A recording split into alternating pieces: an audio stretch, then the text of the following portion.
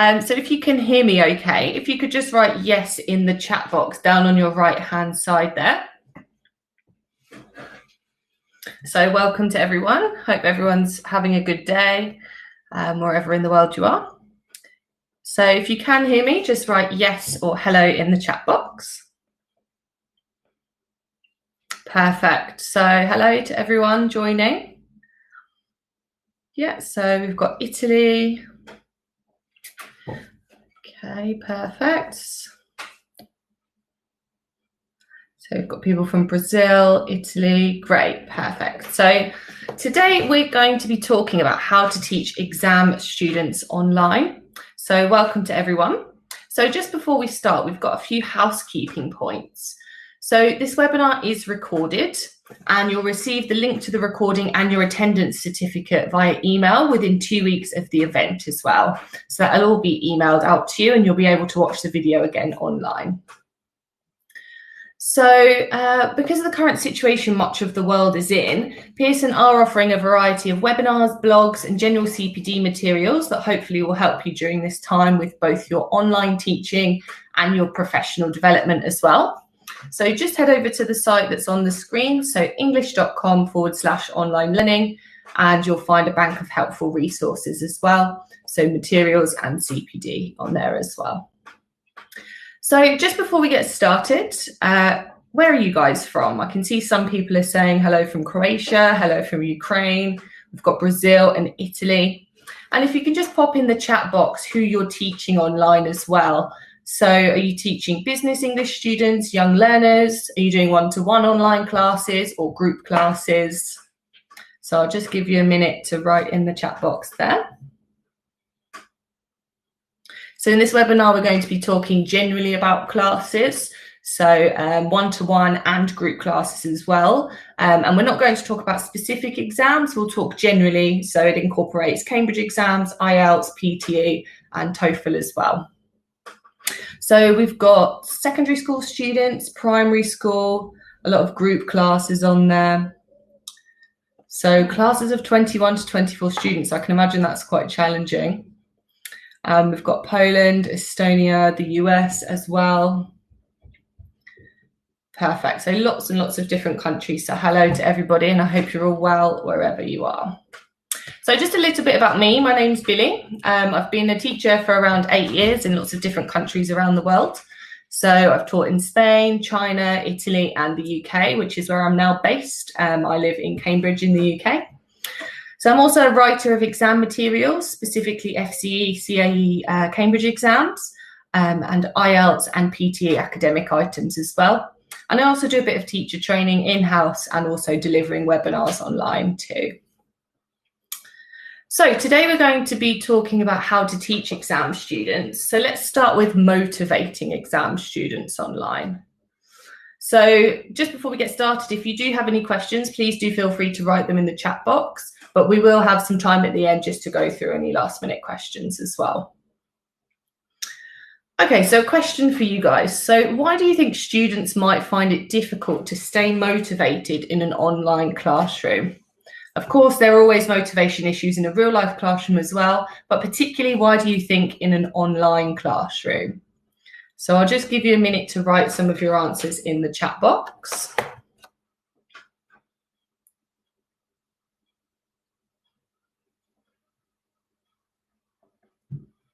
Yeah, so Maria said distractions, Natalia as well, distractions.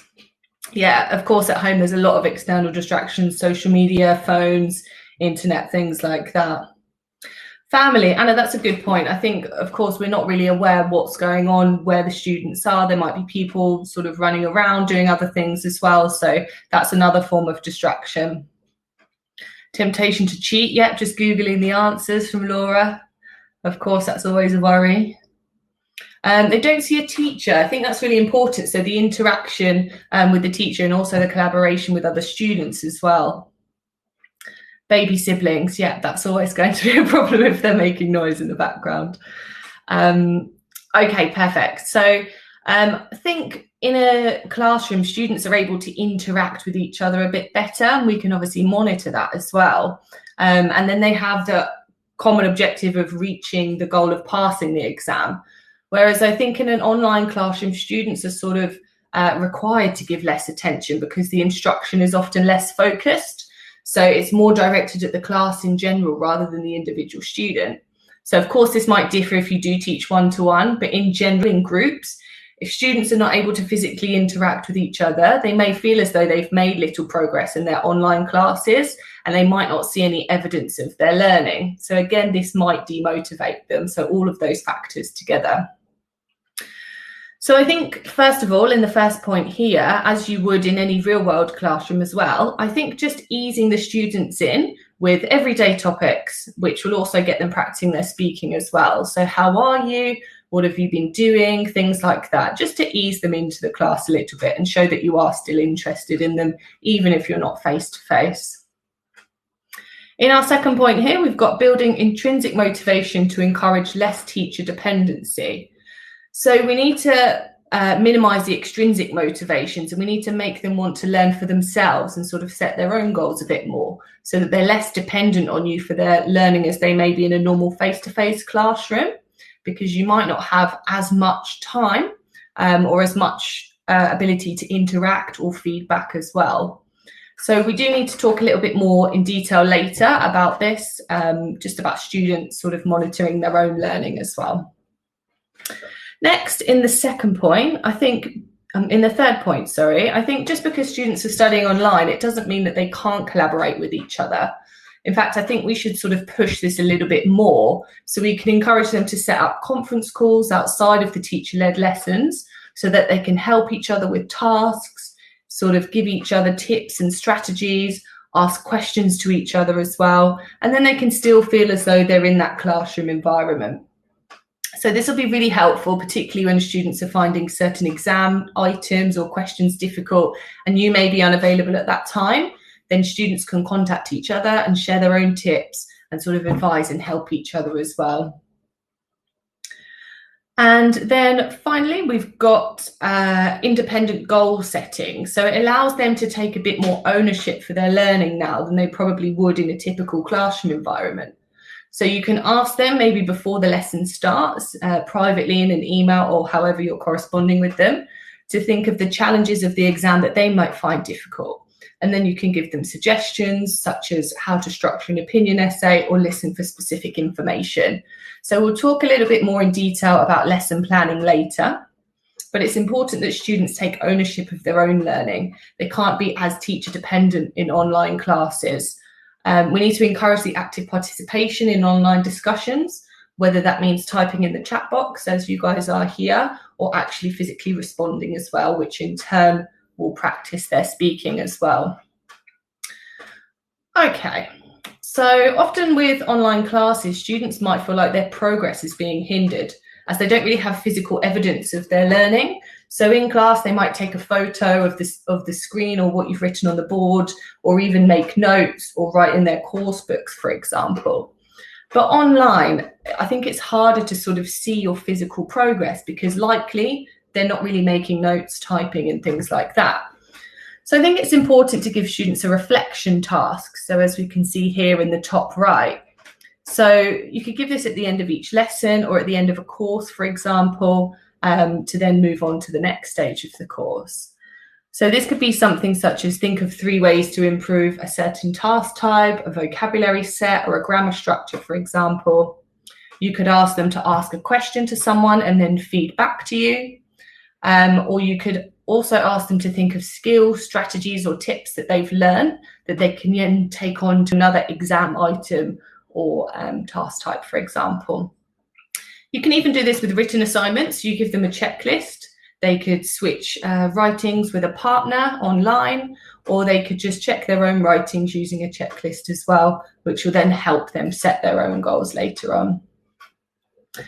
I think we also need to allow students to give us ideas on how to build our online course. So as I said, we will talk a little bit about lesson planning later on, but we have a bit more flexibility online to tailor the class to the students' needs and what they're particularly struggling with, rather than sort of what the school requires you to do. So in the bottom right here, you can see 2 columns. So you could set the students a task such as this. So you've got 3 things that they enjoy about the course and 3 things that they're not enjoying as much. And you can do it anonymously, such as on a Google Forms, just so they can be a bit more honest about their feedback. And then that can help you tailor your classes to suit their needs a little bit more as well. Do it anonymously though, because if not, you're likely not to get very honest answers there. And finally, when we're talking about motivation, I think it's really important to create a calendar of assignments to be done, and for us to set out the materials that will be covered throughout the online lessons. And again, that feeds back into students being able to physically see their progress. So as we said, they're likely not to be keeping a notebook, so they'll easily be able to see what they're covering, and then they can reflect easier at the end of the lesson or the course. So we'll have a look at some resources online as well, so we can see how we can feed back to students and how they can set their calendar as well. Finally, I think virtual office hours are really important. So this doesn't mean sitting at your desk 9 till 5 or your typical school hours, but just giving them certain hours and making them aware of these hours where they can contact you for advice or to answer a question or even to give them a hint or a tip, for example. So students would probably approach you before or after a class in real life to do this anyway, but it might not be as easy to do that online.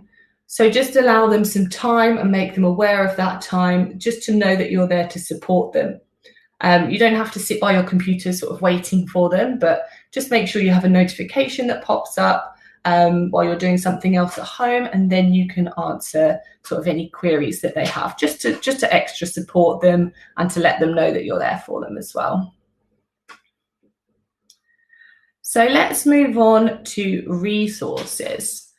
So some of you may have taught online before sort of everything happened, but because of the current situation, many of us don't really know how long we may be teaching online for, or if it's going to be a longer period of time, or if it's just going to be a shorter period of time. But I think we need a bank of resources that we can still use to then help students self-study and just push them a little bit more towards their exams. So firstly, we do need to guide the students to help them know what to expect in their online lessons, which we mentioned as setting goals at the beginning of a lesson. Secondly, we need to continue to encourage our students to build that motivation. And then thirdly, we do need to monitor their progress. So to encourage students, we can give them a bank of resources that they can use to self-study as well, and then direct their own learning. So just to make sure we're providing access to resources so that they have enough sort of to challenge them, but also extra support outside of the classroom if they are struggling with a particular exam type. We do a simple Google search just like this. We can provide guidance on reading or listening materials in particular, just by giving free links to accessible resources for everybody. So here I've just searched for a use of English, and it's brought up lots of typical websites which I've listed here. The first few websites are based around Cambridge exams, so the Key, the PET, the FCE or the CAE, for example. Then we've got the IELTS exam, and then we've got TOEFL as well. If there are any other exams, please do feel free to write any resources that you have in the chat box to share with other teachers in here as well. So yeah, we can use these for practice tasks, for homework, or even just to sort of help them master that particular task type a little bit more. So you can either send out the questions beforehand, for example, if you're doing a listening, and you can play the listening in your conference call or your lesson, and then the students can complete the answers sort of that they've got with them. Or you could share your screen, show the questions, play the listening, and make it sort of more of a real world classroom environment. So you're playing the audio to everyone who's watching. It's also particularly good to show model answers and things like this. If you do set a written assignment, then you can show a model answer and sort of analyse it on a shared screen there as well. So I think accessing a bank of resources is an area where students can collaborate and update and upload things to share with other students is really important. So you can use Google Drive, SharePoint, Dropbox. I think Google Classroom has a shared folder, and Moodle as well. It sort of gives them a sense of classroom spirit and that they're contributing to the class as a whole as well. If you do know any other shared folders or something for a group of people to access, please do feel free to share it in the chat box, as I'm sure it'd be really helpful to lots of people who are just new to online teaching. But yeah, I think having that bank of resources on there, just uploading websites or task types on there will just really help students feel like they're part of sort of a community in a classroom. Okay, so now we're going to have a look at some online resources that you can use to help with your online teaching and the way that you deliver the lessons. So Habitica is a website on the left here that helps you set goals for your day or your week. So something that we mentioned earlier. So it sort of gamifies your life into making tasks into small creatures. You choose a character, and then as you achieve those goals or send those assignments, for example, it ticks off the little creatures so that you have to conquer them. You can also collaborate on the app. Students can work together. And best of all, it's totally free. And for example, if you've asked students to complete a writing assignment, you can add the due date on there onto the list. And there's also an app so that there's no reason for them to forget your due date. And yeah, they can see all of the things that they have to do. But you can also use it to set objectives for particular weeks and particular lessons for students to do as well. On the right here, we've got book widgets. So this is a great site to create interactive exercises, and they're automatically graded, which cuts down your workload as well. So the free version is sort of lacking in much detail, but you can get it quite cheaply. It's about €9 a month, which is $10 or £8 British. So you can create tasks, so exam items, for example. You can set them as homework and then students complete them. And then you can see the average score per question and then the mark per student on each question. So you can see what they need to go over in the next online classroom lesson. So then that can also help you with lesson planning as well. You can also then refer them back to the Google Drive or the shared document that you have, just to provide those extra resources for them to sort of build their skills in that particular exam type. So has anyone ever used any of these three sites before, I wonder? Quizlet, we didn't mention Quizlet, but Quizlet's very good because you can do live interactive quizzes to engage your students so they can study in their own time. I can see that most people in the chat box are saying that they've used Quizlet. Anna, Demetrius, yeah, lots of people are using it as well. So it's completely free to use, so it is excellent. You do have to make an account, but yeah, it's very good because teachers have already made study sets on there that might be applicable to your exam class. So you can just type, for example, FCE use of part 4 use of English, sentence transformations, and there's likely to be a study set on there as well. So it reduces your planning time too.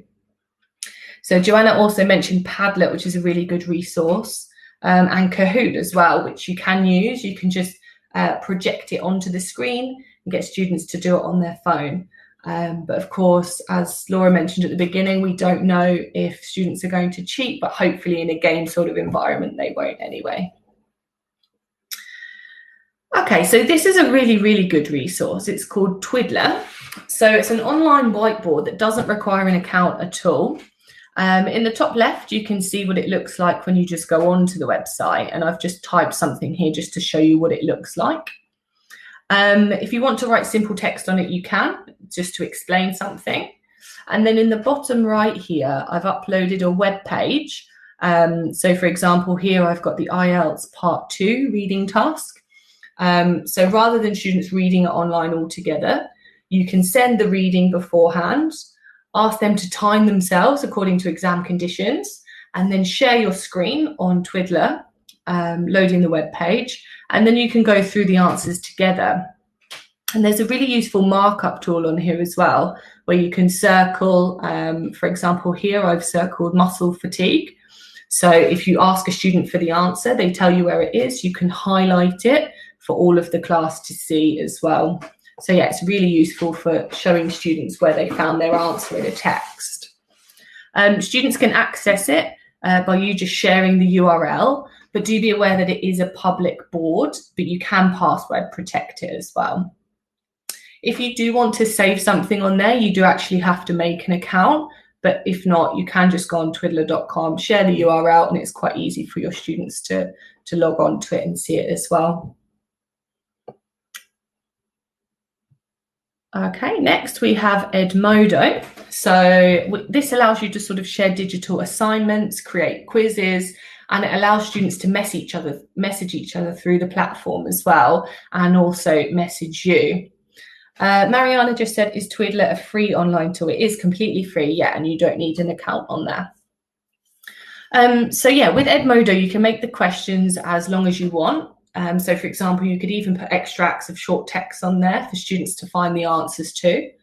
And the good thing about it is you do get real-time feedback. And there is a free version of it, but to access all of the features, you do actually need to sign up. But it is a really handy tool to have.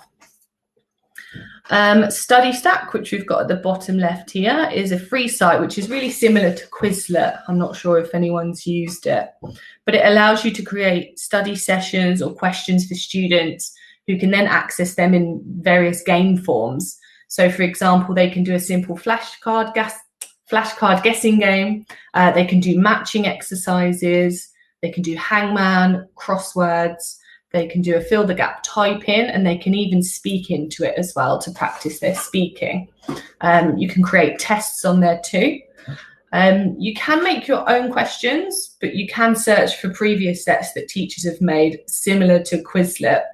So there's lots of previous sets on there. So for example, I searched for IELTS and 256 flashcard sets came up. So yeah, Study Stack is completely free as well.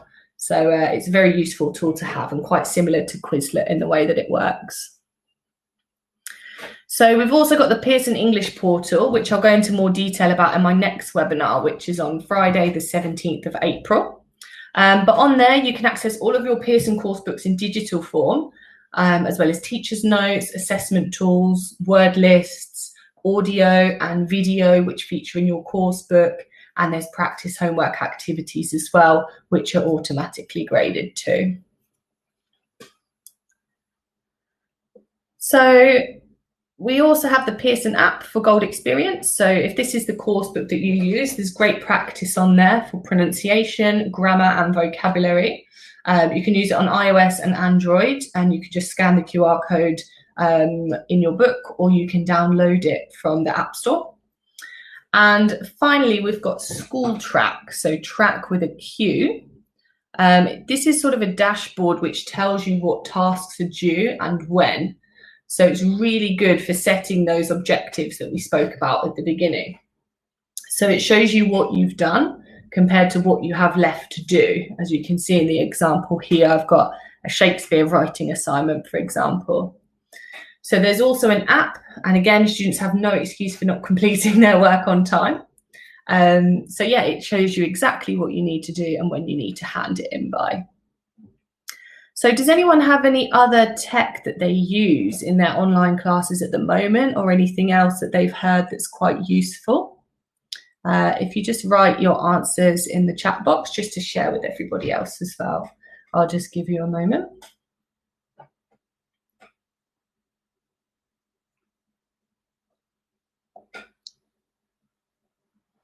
Yeah, so we've got Zoom and Teams, which I think are quite good for the conference calls in general. You can get a lot of students into the one room there, and you can share your screen as well. Joanna mentioned C2 proficiency. Rather than talking about individual exams today, we're sort of just talking about how we can incorporate all of them just to motivate the students and feedback to them, which we'll go into in a minute. So yeah, they are all useful tools, and as I said, most of them are free, so do just have a play around with them, particularly the online whiteboard Twiddler, which is really useful as well. Okay, so I have a question for you. So why do you think we need to consider learner styles when teaching online? So of course we always need to consider learner styles in a real life classroom, but why do you think it's particularly useful and handy to think about these when we're teaching online? So if you can just write your ideas in the chat box, I'll just give you a moment.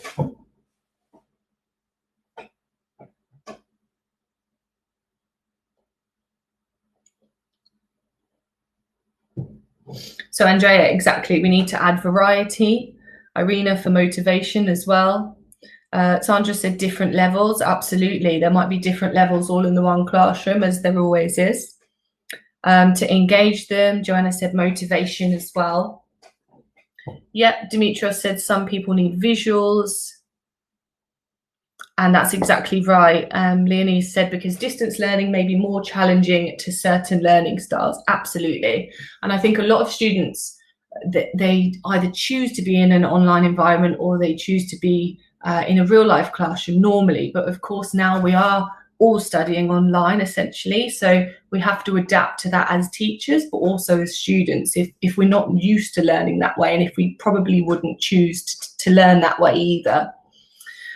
So let's talk a little bit about learner styles. I think that every learner, as we know, is different. As some people said, the level's different, the motivations are different as well. You might have visual learners, kinesthetic learners, all in the same classroom as in a real life classroom. But learning online, as I said, may not suit everybody. But at the moment, we sort of have to do that. So I think we do need to consider the way that we're instructing and delivering our lessons, just to incorporate every type of learner in there as well. So we can show visuals on a PowerPoint, which I'm sure a lot of people do. So you can share the screen in an app such as Zoom, Skype, for example. So you can practice speaking part 2 of a Cambridge exam, let's say, where you show an image and then you can choose students to describe those images to each other, just to get a bit of speaking practice in there. You could also show a model answer for visual learners, just to read through maybe during the lesson, could be before the lesson, could be after the lesson, when you've given them a written assignment, because writing can always be quite tricky to do online. So once they've done a timed assignment, just show them a model answer and you've got something to compare it to. We can direct students to videos to revise certain grammar points or to watch examples of online speaking tests. So if you go to YouTube, there's lots and lots of online practice speaking tests. So the camera physically in the room where students are doing their tests, and there's usually a link to the marking scheme and also the examiner's grades as well. So you could get students to compare what they think compared to what the examiner thinks as well. So yeah, you can do this as a shared screen or as homework, for example. And also allowing a designated question and answer slot, just to allow students to voice their opinions, to ask questions, and it sort of unconsciously practices speaking as well. And I think just by being conscious of the learner styles, we can try and practice the 4 main skills, but try and engage the students and motivate them with a variety of instructions as well. So moving on to lesson planning, I think particularly exam teachers often have sort of a bank of lessons stored in our brain that we recycle with different classes. However, if you have just made the transition to teaching online, or if it is your first time, for example, you'll realise that you do actually have to do a little bit more planning than you would in a real life classroom environment. So yeah, we'll probably have to practice first with the technology we're using, because we don't want to spend the first 10-15 minutes having technical issues, because the motivation will just decrease. And we'll also have to plan how to keep that motivation going throughout the lesson.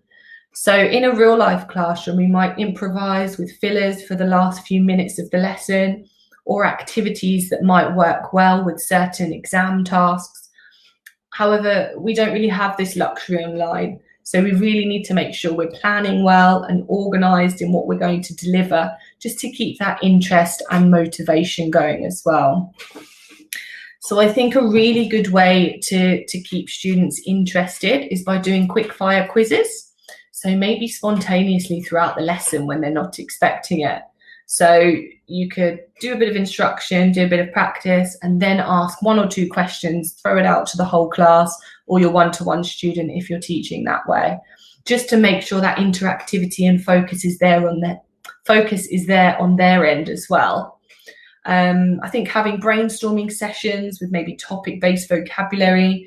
You could share the screen of the shared document that we spoke about earlier, either Google Drive or SharePoint, for example. Students can contribute in that in real time. And then not only are they practicing their writing skills, but they're also getting that knowledge out as well and sharing with other students. You can play some games that work on video calls as well. So we've got an example here. We have question volley. So this is good for practicing spontaneous speaking. So we can choose a common topic, which is sort of similar in every part of a speaking exam initially. So what's your favourite hobby? What sports do you like? What do you do in your free time, for example? So we can explain the topic to the students or just show it on the screen. And then we come up with a question that might be asked in the exam. Hopefully they've had a bit of practice with this before. But if not, it doesn't need to be high level. It just needs to be a basic question that they might ask someone when they first meet them. So they can direct the question at a student. So for example, if I say, Lucia, what's your favourite sport and why? Then she answers the question, and then she thinks of another question that she can then give to another student. So it sort of bounces the questions off the students, keeps them interactive and engaged in the lesson as well. Maybe continue for 4 or 5 questions so that they don't get sort of a bit bored. But then, yeah, you can allow for error correction at the end automatically afterwards, and you can use the whiteboard to share any corrections and elicit those as well. Next, on the left here, we have how do I sound? So students are asked to record themselves in their own time speaking and answering a set of questions. So this could be spontaneous speaking practice or with some notes taken beforehand, depending on the level. So for higher level classes, you can get their classmates to write the questions for the students, or you can give the set of questions if you prefer. So you can ask students to record themselves and to write 3 things they did well and 3 things that they think they need to improve. So you might need to prompt them a little bit here, such as giving them ideas of what they're actually listening for, like pronunciation, repetition, tenses, grammar structures, a variety of language, hesitation, pauses, fillers, things like that. So they don't need to share the video unless they particularly want you to feedback on it, but it's very good for helping them set those goals and those objectives, which we'll talk about a little bit later as well.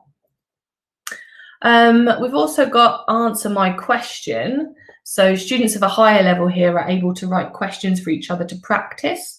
So someone mentioned the C2 proficiency, so this might be good for that exam. So you can get them to write written tasks for each other. I've actually tried this with sentence transformations from a Cambridge exam, so the part 4 of a use of English, for example. Or you can get them to write speaking questions for each other, get them to have a conference call together and practice. And again, you can give them 3 things you did well and 3 things that you could improve, and get them to feedback to each other, a bit of peer feedback too. So if you do have any other interesting games that can be done online using exam materials, please do feel free to share them in the chat box. I know Dimitrios mentioned Vocaroo, and actually that is in one of my later slides, and I'll explain it a little bit more as well. Okay, so now we're going to move on to student-directed learning.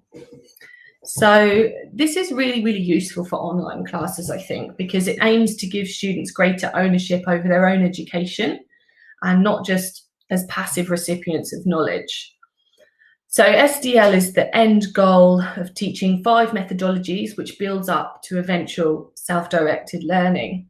So students can choose whichever style they prefer, and they can stick to one or they can try a variety of them.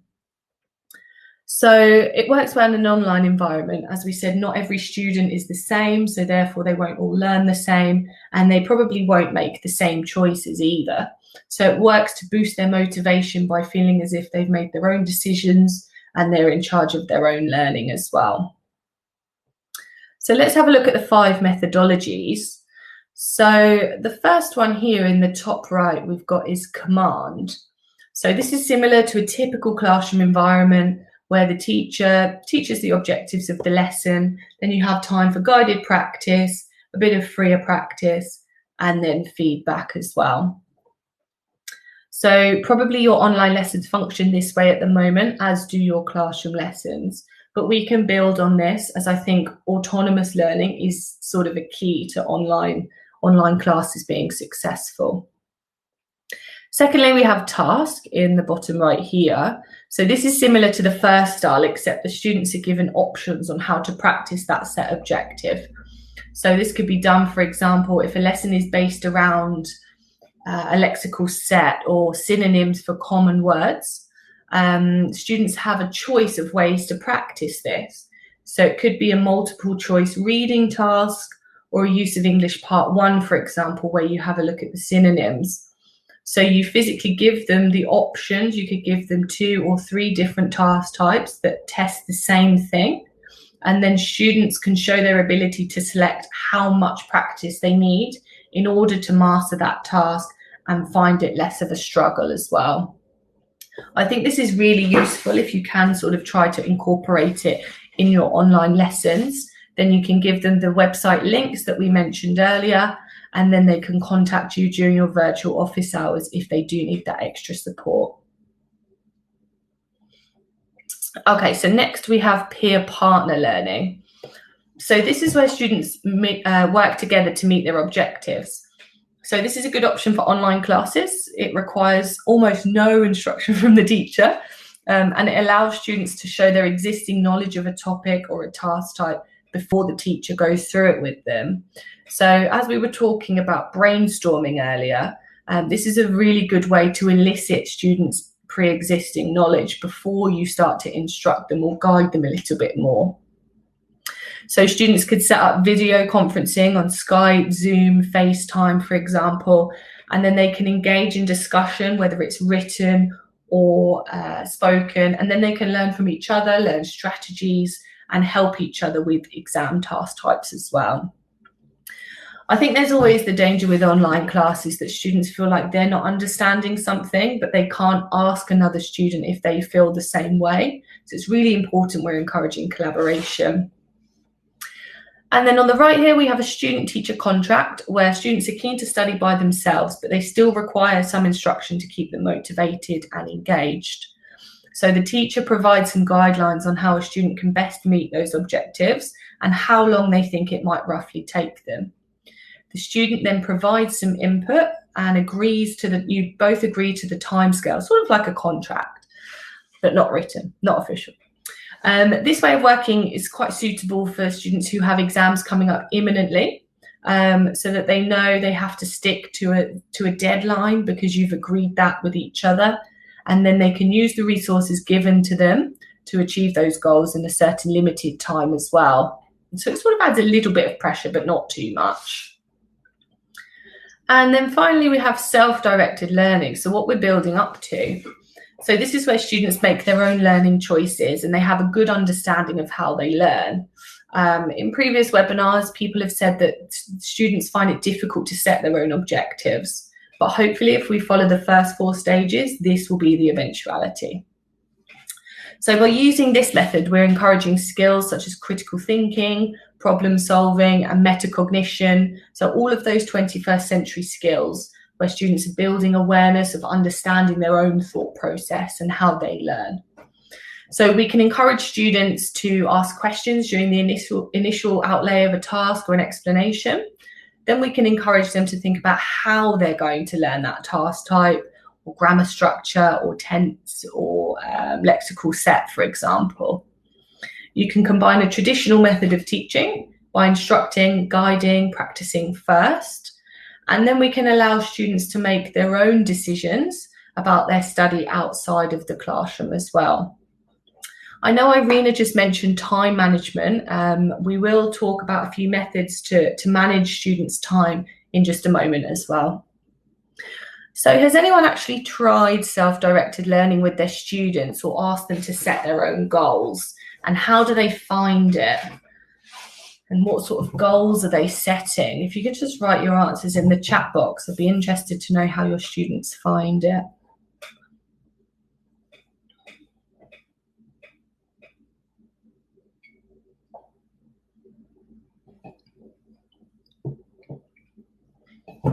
Okay, so no one's tried it yet, but I think it might be really useful. Again, we do need to sort of adapt our teaching methods just a little bit to the online classroom.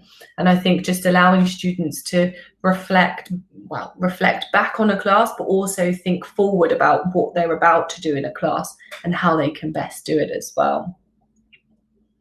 Yeah, Felicity. So you said my learner chooses what he feels like he wants to study and we focus on that. That's excellent. That's him setting his own goals. So yeah, I think Demetrius, as you said, they lose track of their tasks assigned. You could use study track, as we mentioned earlier, just so they get notifications of what's due and when. And Natalia, this dream of mine never comes true.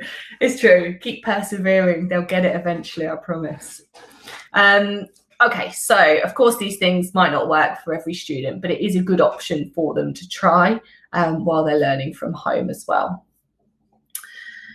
Okay, so I know this webinar is talking about how to teach online. Yeah, but I think it is also important to provide some self-study techniques as well, just to help them prepare for their exams, time management, as someone mentioned as well.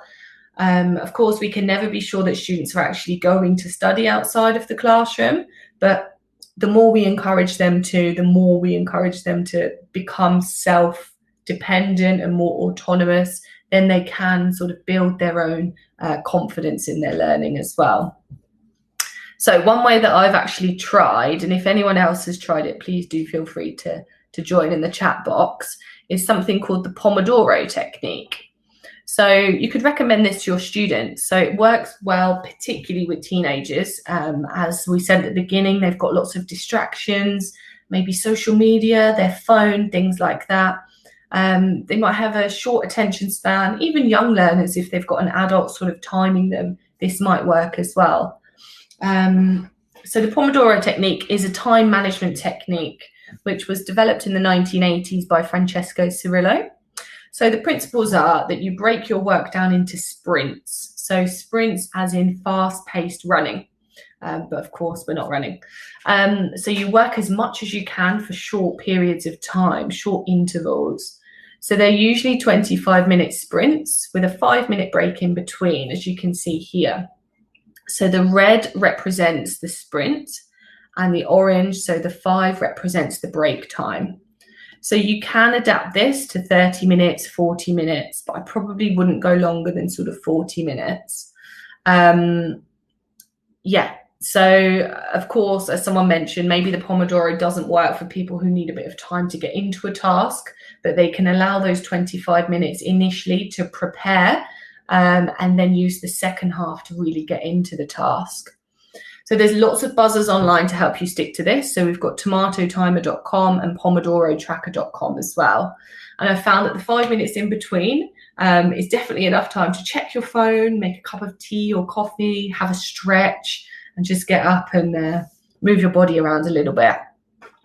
So you can change the length of time that you're working for and the amount of repetitions, but it is a good suggestion for students who do find it difficult to concentrate.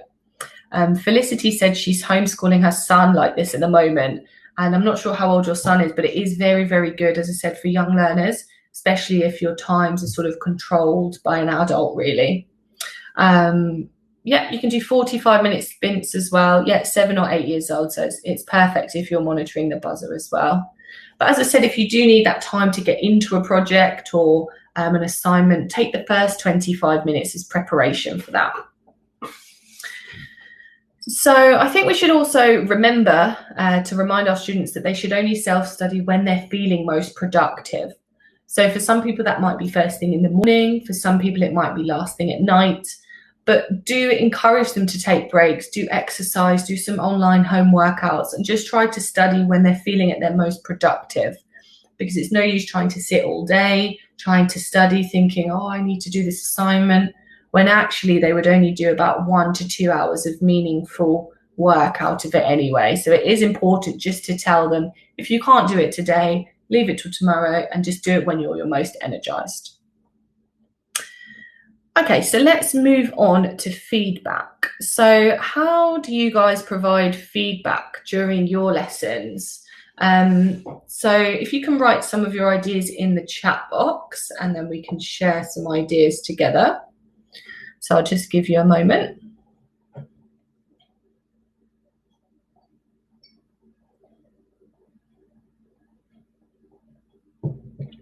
Yeah, I think just talking to them is good. I think we do need to consider how we can personalise the feedback a little bit more. And as you also said, write notes in the chat boxes. Yeah, that's a good idea. We can do that for general feedback, absolutely. Okay, pictures of their work, emails, yeah. Claps and bells, I like that, that's great. Refer to activities previously done. Good. A lot of people have said WhatsApp today, but I'm not sure how it works where you are, but in the UK in particular, we can't give our phone number and things like that, so we're not able to use WhatsApp. So let's have a look at some online resources we can use. Firstly, I think just talking about feedback, I think it's really important to provide timely and personalised feedback. So it's all very well sort of typing emails, generic emails, and typing in chat boxes and things. But I think we do need to get sort of personalised in a little way. So if you have a lesson one day, do try to give feedback or marks on a task or assignment fairly quickly after that lesson, because as most of you said at the beginning, there are distractions at home and also social media distractions, so they'll forget it, they'll go off, and there's less time to reflect on the lesson. So just try and reinforce that knowledge that you're still taking the time to look at them, their work, assess their work, even if you're not face-to-face anymore. So in a real life classroom, we're able to give real-time feedback, such as Mariana said, analysing errors on a board, but you can also do this online as well. But during real-time feedback, we can pinpoint mistakes early and change them accordingly.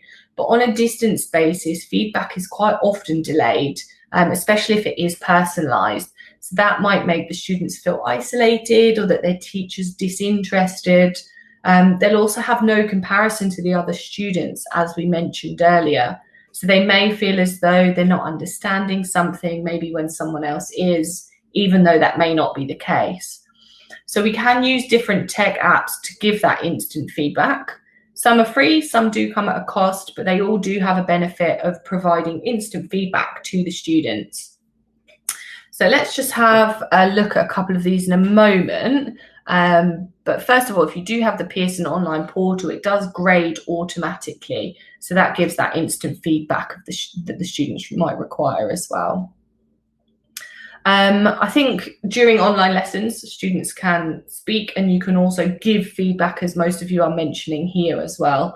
They can say their questions aloud, obviously depending on the size of the class, so that they're still involved in that lesson. It doesn't feel like the teacher's doing all of the talking, and then you can feed back on the speaking that way as well. So here are some online feedback sites we can use. A lot of people are mentioning Google Classroom. Fernanda, for example, is a really good tool for feeding back. I think it has automatic grading on there as well. So we've got Snagit on the left here. So you can do a 30-day free trial. So you can screen grab any errors or things that you want to feedback on after the lesson. And then you can answer questions in a short video, which can then be sent to your students. This is very good because you can do it personalized, and then it's easier for you to say the feedback, particularly if you're not a quick typer, for example. You can just say it and send it to them. And then on the right here, I think someone else mentioned this earlier on in the chat box, but we've got Vocaroo, which allows you to record your voice online, kind of like a mini podcast. Then you upload it to a shared drive, as we talked about earlier, Google Drive, Moodle, or SharePoint, for example. Then you can email it out to students to give them sort of spoken feedback. So it makes it feel like it's personalized to them. It's completely free to use. You don't need an account as well. Yeah, you can send it to any location that you want to. So if anyone else does have any useful tools, I can see some of you are writing in there already, sort of Google Classroom. If you have any feedback tools online that you think are particularly useful to share, please do feel free to write them in the chat box as well. Okay, so we're now at the end of the webinar. So does anyone have any questions? I think I have a little bit of time to answer some of them. So Amanda said, what Pearson free materials are available for teaching exam classes online? So I'll bring up the next slide here. So english.com/learning has a lot of classroom resources on there and free materials that you can use. There's also lots of professional development. There's recordings of webinars, and they're also available on YouTube. And there's blogs and videos as well. There's lots of resources. You'll just have to have a look online, sort of specifically for your class and your age group, to see what's appropriate for you as well. Okay, let's see, just wait a minute, see if anyone else has any questions. Okay, so we've got, what do you think about tests online? So I don't know if you mean giving the tests through online classrooms and sort of sitting there while students do them. Okay, yeah, so I would say that giving tests is quite difficult in an online classroom. We can't guarantee that students aren't going to cheat, as someone else mentioned earlier.